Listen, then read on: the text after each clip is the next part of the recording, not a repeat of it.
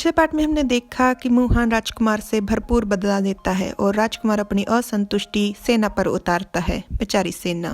दूसरी तरफ राजा आदेश देता है हर एक अधिकारी की जांच करने का और उन पर मुकदमे बिठाने का। सबके विरोध के बाद भी राजा शाहजवान को राजकुमार की सैनिक टुकड़ी की जांच के लिए भेज देता है। शाहजवान खाने पर राजकुमार से पूछता है कि जो पिछली बार आपने मुझसे पति पत्नी के मसले के बारे में बात की थी, क्या वो सुलझ गया?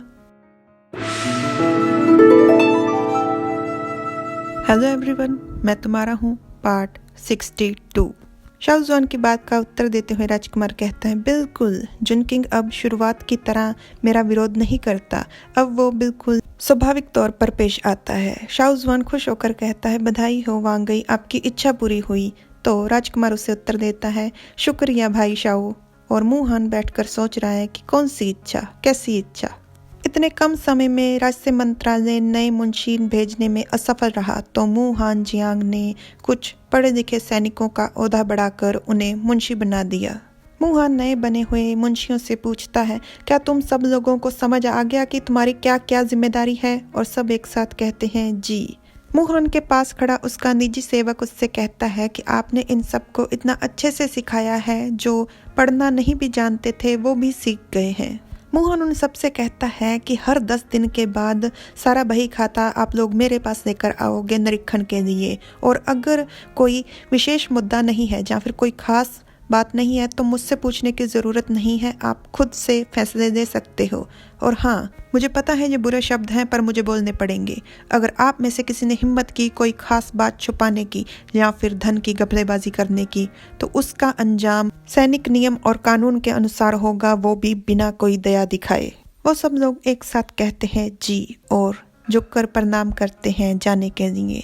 मुहान का निजी सेवक, जिसका नाम मुझे लगता है कि युन सोंग है, वो मन में कहता है कि मैंने तो सोचा था कि सैनिक सलाहकार बहुत ही अच्छे दिखते हैं, बहुत ही खूबसूरत दिखते हैं, पर उनमें हुनर की भी कोई कमी नहीं है। मैं सच में उनसे बहुत ही प्रभावित हुआ हूँ। सेना की रवानगी का दिन बहुत ही नज़दीक है पर अभी भी बहुत सारे काम पड़े हैं जिनको निपटाना है। मुहान सभी को जाने के लिए कहता है तो उसका निजी सेवक उससे पूछता है, क्या हुआ मालिक, आप थक गए?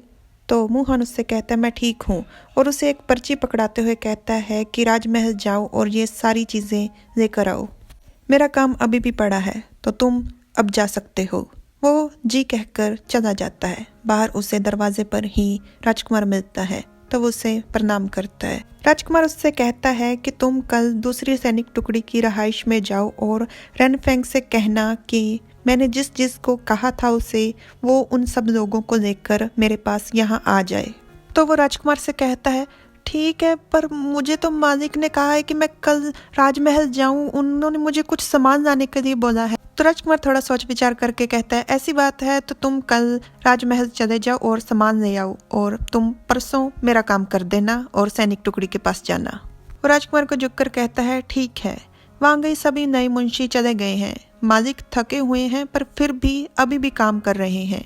और मन में कहता है, वांगई के दिल में सच में वांगफई के लिए बहुत प्यार है। वो अपने कामों से ज्यादा अहमियत वांगफई के कामों को देते हैं। उन्होंने एक बार भी खुद को पहल नहीं दी। राजकुमार अंदर जाता है और मुहान को पीछे से जाकर उसके कंधों को दबाते हुए कहता है, कितनी देर हो गई है, तुम्हारा काम अभी भी पड़ा है? तो मुहान राजकुमार से कहता है, आप थोड़ी देर रुकिए, मुझे इसे खत्म करने दीजिए। तो राजकुमार थोड़ा नाराज होते हुए कहता है, हिसाब किताब का काम तो सारा बांट दिया है ना, तो फिर भी क्यों तुम अभी तक व्यस्त हो? तो मुहान राजकुमार से कहता है, सैनिक हर महीने अपने घर पर पत्र भेजते हैं। इन पत्रों के जरिए वो जाने अनजाने सेना की खास जानकारी भी भेज देते हैं। ये देखिए, इस पत्र में लिखा है कि हमारी सैनिक टुकड़ी इस समय बेजिंग के बाहरी इलाके में स्थित है और आजकल हमारा खाना बहुत ही अच्छा हो गया है और मुझे खाने में बीफ भी मिलता है। अगर ये पत्र किसी दुश्मन के हाथ लग गया तो वो इसे पढ़कर आसानी से जान लेगा कि हमारी सैनिक टुकड़ी इस समय कहाँ रह रही है और सैनिकों को क्या खाने में मिल रहा है, और ये सब कुछ तो बहुत ही खतरनाक हो सकता है। मैं सभी नियम कायदों को पढ़ रहा हूँ और हर एक चीज़ की सूची बना रहा हूँ जिसका जिक्र पत्रों में नहीं किया जा सकता। आप भी देख लीजिए, अगर आपको भी कोई चीज़ लगे तो आप भी लिख दीजिए।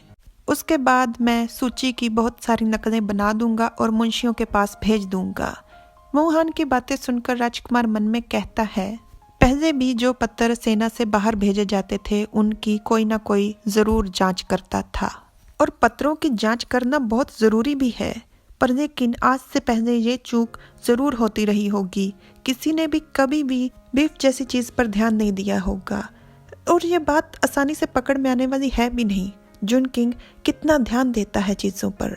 मोहन पूछता है, आप मेरी तरफ ऐसे क्यों देख रहे हैं? तो राजकुमार उसे गले से लगा देता है और कहता है, मैं तो अपने सौभाग्य पर हैरान हो रहा था। पता नहीं मैंने अपने पिछले जन्म में कौन से पुण्य किए थे जो इस जन्म में तुम मुझे मिले। तो मोहन राजकुमार से थोड़ा परे हो उसका हाथ पकड़ उसकी आंखों में आंखें डाल देखते हुए कहता है, आप जैसे इंसान को पति के रूप में पाना असली सौभाग्यशाली अगर कोई है तो वो मैं हूँ। मोहन अपनी कुर्सी से उठता है, राजकुमार के पास जाता है और उसके चेहरे को सहलाता है। वो दोनों एक दूसरे के बहुत करीब थे। राजकुमार कभी भी ऐसे मौके को नहीं जाने देता, और इस बार तो मोहन भी सहमति दे रहा है। तो राजकुमार मोहन के होंठों को चूमने वाला होता है, पर एक आवाज आती है, सैनिक सलाहकार, और मोहन चौंक जाता है। आखिर किसकी मौत आई है राजकुमार के हाथों?